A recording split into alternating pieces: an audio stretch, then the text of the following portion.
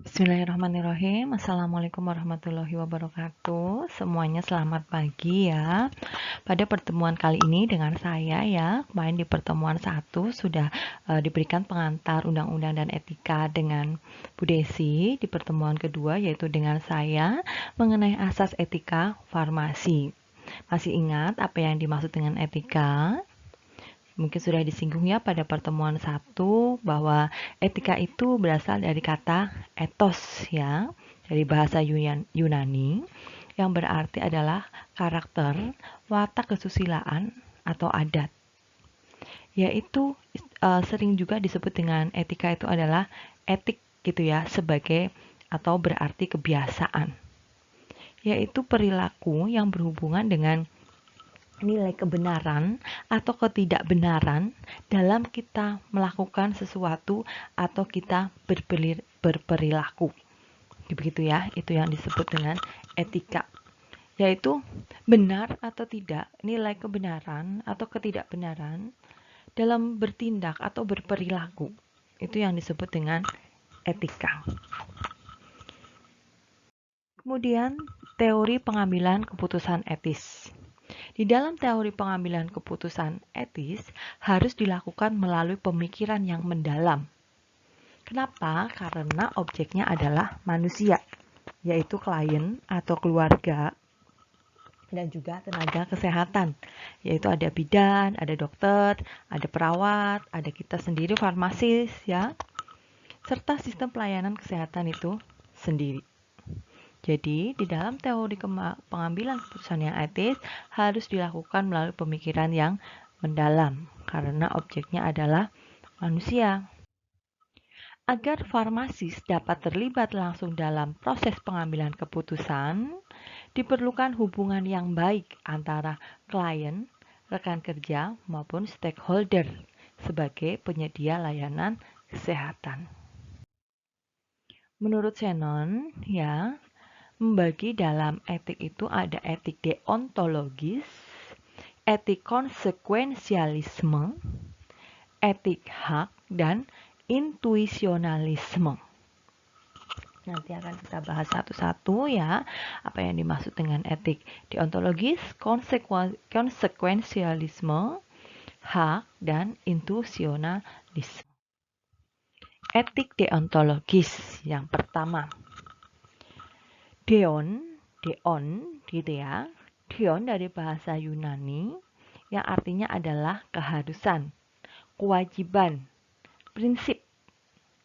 Metode pengambilan keputusan dengan kalimat tanya. Apa yang harus saya lakukan? Apa yang menjadi kewajiban saya? Deon tadi, keharusan, kewajiban. Jalan etik yang tepat yang harus dilakukan oleh seseorang adalah dengan mengikuti prinsip-prinsipnya. Kemudian etik konsekuensialisme. Konsekuensi gitu ya. Konsekuensialisme. Metode pengambilan keputusan di mana baik buruknya suatu perbuatan tidak ditetapkan pada prinsip, tapi dengan menyelidiki konsekuensi dari perbuatan. Jadi konsekuensi dari perbuatan. Suatu perbuatan yang dianggap etis adalah konsekuensi yang paling memberikan keuntungan atau memberikan kebaikan yang terbesar. Tuh.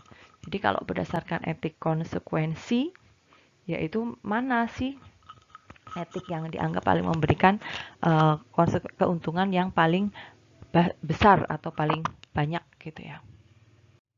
Kemudian ada etik hak gitu ya. Setelah ada etik deontologis yaitu kewajiban keharusan, etik konsekuensialisme, kemudian ada etik hak. Teori ini dihargai karena penekanannya pada nilai moral seorang manusia dan tuntutan moralnya dalam suatu kompleks etis. Macam-macam hak. Pertama ada hak moral.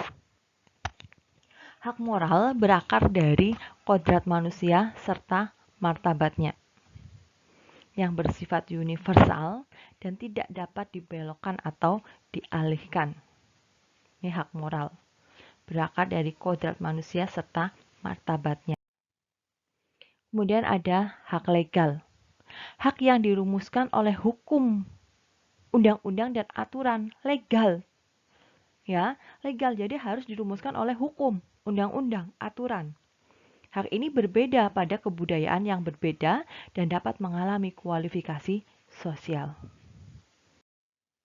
Kemudian ada etik intuisionalisme. Etik intuisi gitu ya. Intuisionalisme yang terakhir, yang keempat ya, setelah ada etik apa saja tadi? Oke, ada deontologis, konsekuensialisme, hak, kemudian ada intuisionisme. Intuisionalisme gitu ya. Ngomongnya aja susah, intuisi. Metode pengambilan keputusan yang berpijak pada intuisi. Apa? Yaitu kemungkinan yang dimiliki seseorang untuk mengetahui secara langsung apakah sesuatu itu baik atau buruk. Kita berintuisi gitu kan, sering ya kadang intuisi, yaitu kemungkinan ya yang dimiliki seseorang, yaitu apakah sesuatu yang dilakukannya itu baik atau buruk. Keputusan biasanya diambil berdasarkan perasaan moral, yaitu intuisi. Berdasarkan perasaan moral, apakah dia baik atau buruk gitu ya. Kemudian ini namanya Beauchamp dan Childress ya, Childress di tahun 1989 menjelaskan 4 tingkatan kerangka kerja pertimbangan moral dalam pengambilan keputusan ketika menghadapi dilema etik. 4 tingkatan kerangka kerja dalam pertimbangan moral untuk pengambilan keputusan ketika sedang menghadapi dilema etik. Yang pertama, keputusan dan tindakan. Ketika si farmasi ini dihadapkan pada dilema etik, mereka membuat keputusan dan bertindak atas keputusan tersebut berdasarkan intuisi. Yaitu farmasis merefleksikan pengalaman sendiri atau rekan kerja. Ya, biasanya dihadapkan pada keputusan dan tindakannya itu berdasarkan intuisi, ya. Benar atau salahnya pengalamannya gitu ya, merefleksikan pengalaman sendiri gitu. Itu adalah keputusan tingkatan yang pertama, yaitu keputusan dan tindakan. Tingkatan yang kedua, yaitu berdasarkan peraturan. Peraturan yang dimaksud adalah kaidah kejujuran, yaitu berkata benar, privasi, kerahasiaan, dan kesetiaan, yaitu menepati janji. Hal ini tercantum dalam kode etik profesi. Tingkatan yang ketiga ada prinsip atau asas-asas etika farmasi. Tingkatan keempat ada teori etik, yaitu ada teori utilitarian yang menitik beratkan pada konsekuensi tindakan dan memaksimalkan kebahagiaan, dan juga ada teori deontologi, yaitu tadi kewajiban keharusan. Gitu ya, ada 4 tingkatan. Dalam kita mengambil suatu keputusan dalam menghadapi masalah etik. Kemudian asas etika farmasi, ethical principles. Asas etika merupakan kepercayaan atau aturan umum yang mendasarkan ya, yang dikembangkan dari sistem etik. Dari asas etik tersebut disusun disebut dengan kode etik apoteker. Nanti ada yang dimaksud dengan kode etik. Asas etika farmasis dijabarkan menjadi 6 asas etik yang bersifat universal, yaitu ada principle of respect of the autonomy, principle of veracity, principle of non-maleficence, principle of beneficency, principle of confidentiality, dan principle of justice. Yang dimaksud dengan principle of respect of the autonomy adalah asas menghormati otonomi pasien, di mana pasien mempunyai kebebasan untuk mengetahui serta memutuskan apa yang akan dilakukan terhadapnya, sehingga diperlukan informasi yang cukup. Kita menghargai otonomi dari pasien. Pasien mempunyai kebebasan untuk mengetahui, sehingga kita wajib sebagai farmasis memberikan informasi yang sedetail mungkin, yang memang itu haknya si pasien. Di nama obatnya, khasiatnya, sehari harus minum berapa kali, jam berapa saja, itu adalah hak pasien, hak otonomi pasien. Pasien berhak untuk dihormati, ya, dalam pendapat dan keputusannya, dan tidak boleh dipaksa. Untuk itu perlu adanya namanya informed consent, gitu ya. Jadi jika dia sudah setuju, ada informed consent, suruh ditandatangani. Terus kemudian obat ini bisa menyebabkan ini, tapi ibu misalkan efek samping atau efeknya apa, dia sudah tahu, dia harus wajib tahu si pasien, suruh tanda tangan di situ. Begitu ya, itu yang dimaksud dengan informed consent, lembar persetujuan pasien. Kemudian ada principle of veracity, yaitu asas kejujuran. Farmasis hendaknya mengatakan secara jujur apa yang sebenarnya terjadi, apa yang dilakukan, serta resiko yang dapat terjadi. Jujur saja. Jika kita memberikan obat dan biasanya muncul sesuatu efek yang memang tidak diinginkan, kita kan biasanya dari pengalaman-pengalaman gitu ya, berdasarkan pengalaman-pengalaman pada beberapa pasien, obat ini bisa memunculkan gejala A gitu ya, itu harus disampaikan pada pasien. Pasien harus tahu. Ya, dengan bahasa apa? Informasi yang diberikan hendaknya disesuaikan dengan tingkat pendidikan pasien. Jadi dengan bahasa yang pasien itu paham. Tidak usah dengan menggunakan bahasa medis. Jika si pasiennya dengan lulusan SD, SMP, SMA, mungkin kurang paham, gitu ya. Dengan bahasa yang dia mengerti. Bisanya bahasa Jawa, ya kita jelaskan dengan bahasa Jawa. Farmasis harus jujur kepada pasien maupun juga diri sendiri. Begitu juga dengan harga, kita juga harus jujur dengan harga. Kemudian principle of non-maleficency, asas tidak merugikan. Farmasis berpedoman pada primum non nocere, first all do no harm. Farmasi tidak melakukan tindakan yang tidak perlu dan mengutamakan tindakan yang tidak merugikan pasien, serta mengupayakan supaya resiko fisik, resiko psikologi, dan resiko sosial akibat tindakan tersebut seminimal mungkin. Jadi asas tidak merugikan. Jika ada obat 1, 2, 3 dengan isi kandungan zat aktif sama, jika kita tahu itu pasiennya adalah dari kalangan menengah ke bawah, kita pilihkan adalah obat dengan harga yang paling murah sehingga tidak memberatkan. Kemudian obat yang kira-kira diminum itu efek sampingnya tidak terlalu berat, gitu ya. Ada obat A, B, C dengan efek yang sama, pilihlah yang efeknya tidak terlalu berat. Dan pilihlah obat yang paling tepat dan obat yang paling baik, yang kira-kira obat tersebut itu berdasarkan keilmuan kita lebih cepat untuk terapi, memberikan efek terapi misalkan. Jadi asas tidak merugikan. Jangan yang dijual hanya yang mahal itu ya, tidak. Kemudian principle of beneficency, asas manfaat. Semua tindakan farmasis yang dilakukan harus bermanfaat bagi pasien untuk mengurangi penderitaan atau memperpanjang hidup pasien. Pasti. Ya, yang kita lakukan harus bermanfaat buat pasien. Karena apa? Dengan memilihkan obat yang tepat, kemudian dengan melihat pasien itu sembuh, kita itu akan merasa bangga, merasa senang gitu ya. Jadi harus bisa memberikan manfaat. Kemudian principle of confidentiality, asas kerahasiaan. Farmasi ini harus menghormati kerahasiaan pasien sekalipun pasien telah meninggal dunia. Jika pasien ini menginginkan penyakitnya dirahasiakan, tidak boleh ada keluarganya mengetahui, yaitu kita harus lakukan, yaitu adanya asas kerahasiaan. Pasien meminum obat apa, kita harus rahasiakan.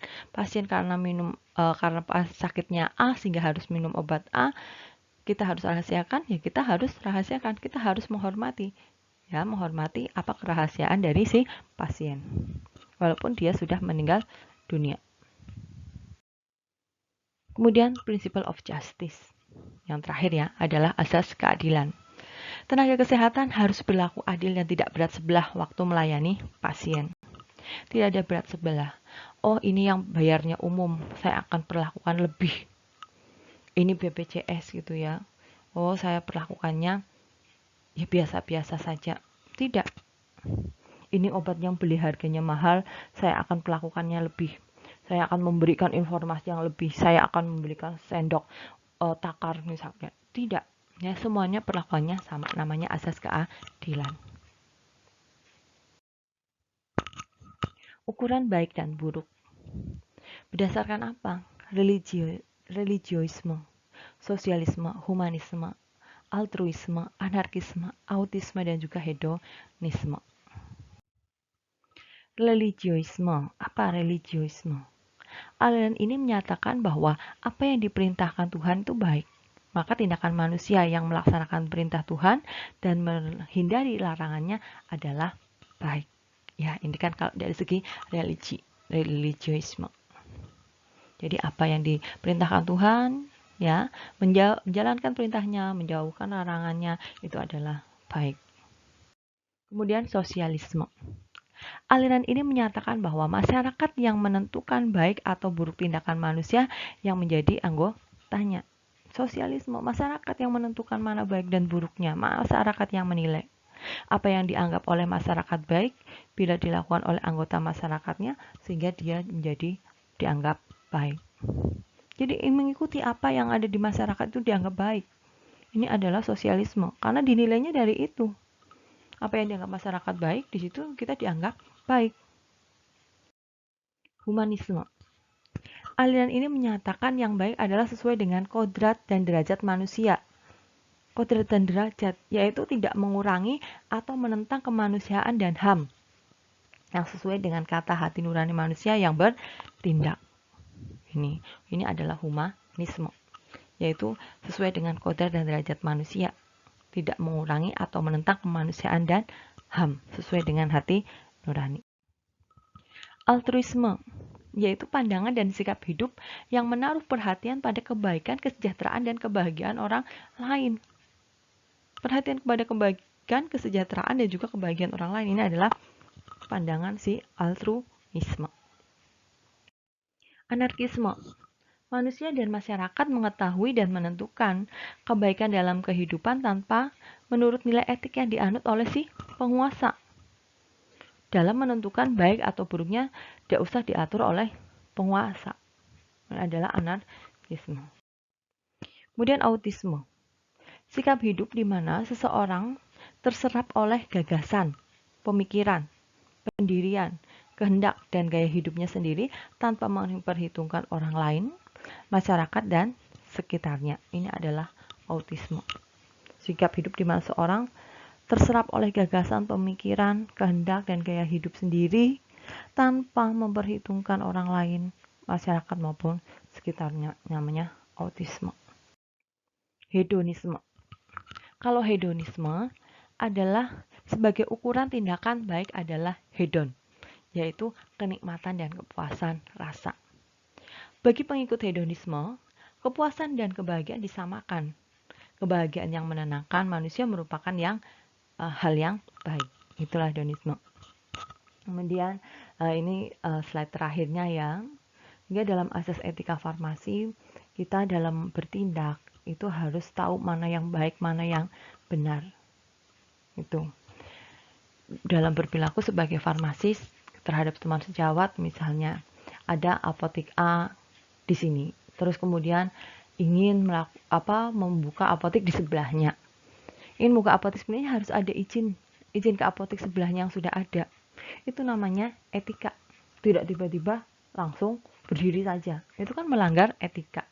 Walaupun memang di peraturannya tidak ada kok pembatasan jarak gitu ya. Jaraknya sebelahan juga tidak apa-apa gitu misalkan.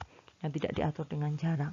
Iya, tapi paling tidak kita mempunyai etika yang baik.